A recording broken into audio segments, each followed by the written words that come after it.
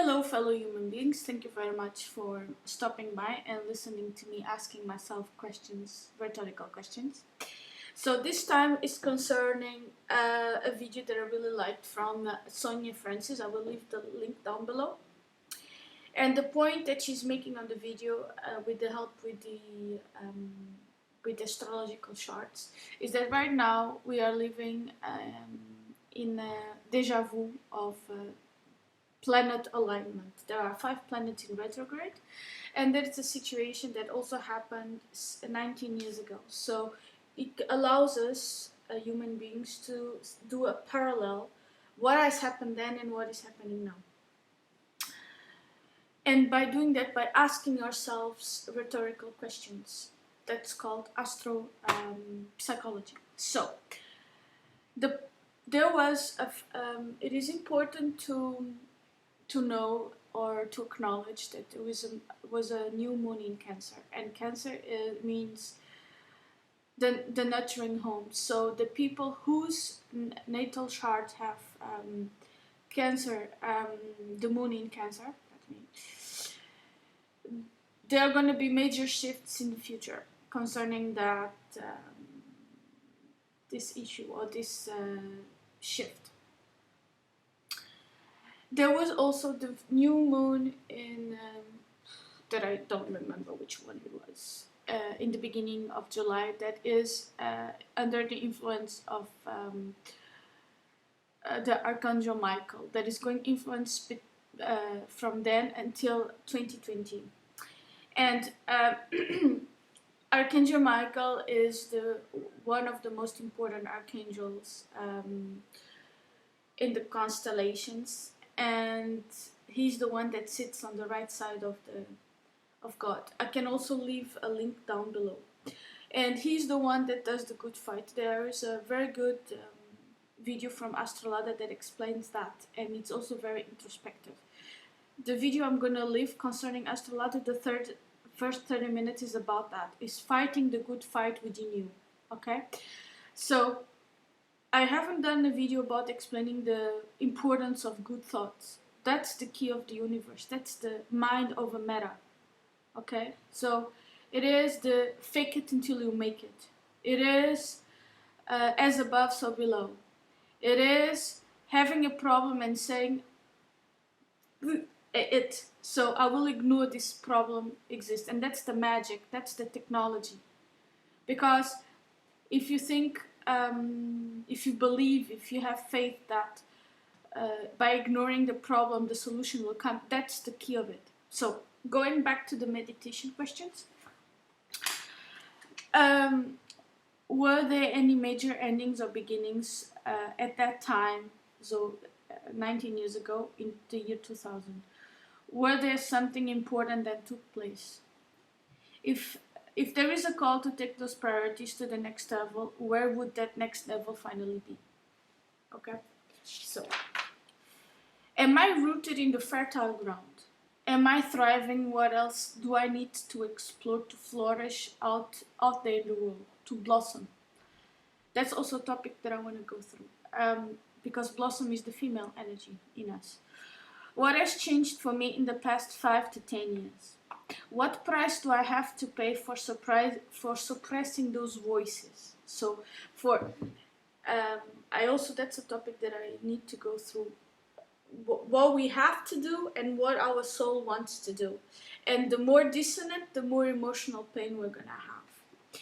Could I feel my feelings without questioning them? When I was a kid, no.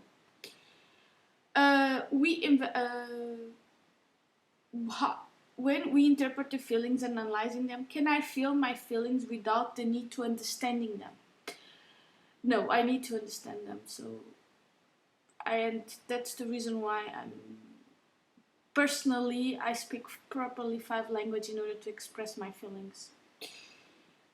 How do that serve me? Without them, we cannot feel alive. So we need the feelings to feel alive, to feel in the moment, to connect to the people. And why is it that we don't feel and we are always in the brain? Okay, so what would the mother archetype do? That's the feminine energy in us.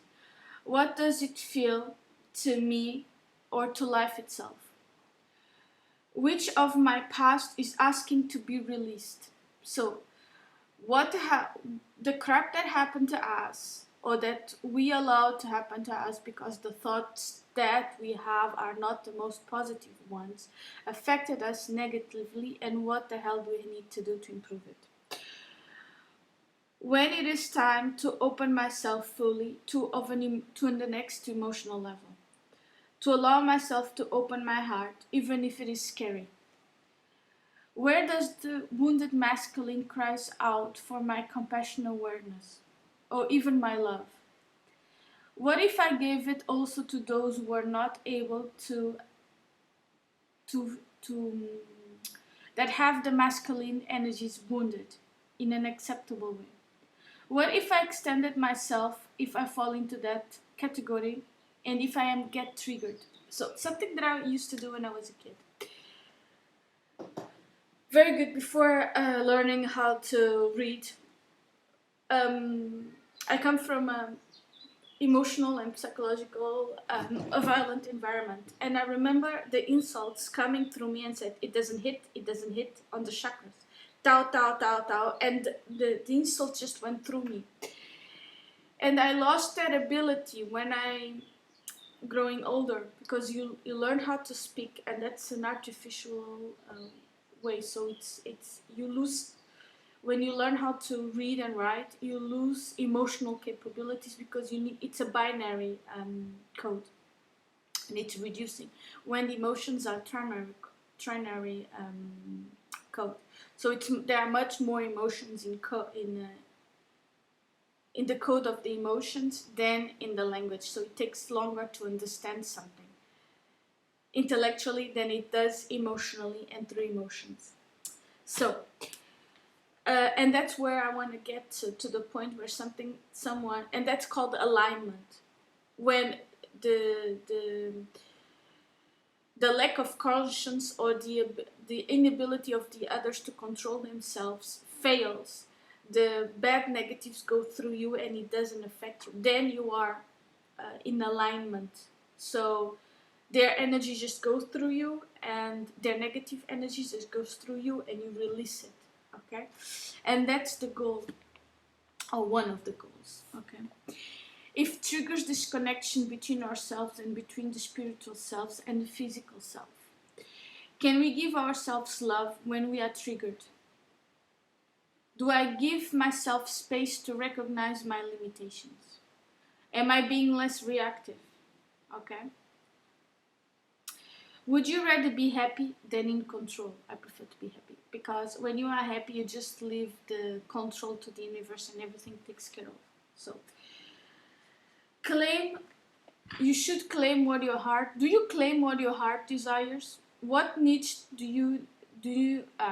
which needs do you need to be expressed, and what do I need to do to communicate to my heart my joy? Can I acknowledge what I want? Can I let go wanting that as an exercise of freedom? How can I make my experience of home or family more nurturing? This has to do with new moon in Cancer. What might unfold if I decide to be 5% more caring with my inner baby?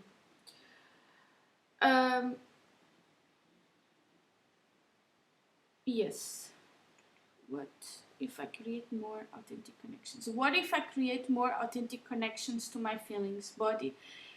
And if I did that, might it be possible to take care of my emotional needs? That's also a topic that is very good topic. Whatever those needs are, if I did that, will I become more successful and be a more accomplished citizen in the world? So what these last two questions mean is that the more you are satisfied at home, the more powerful you are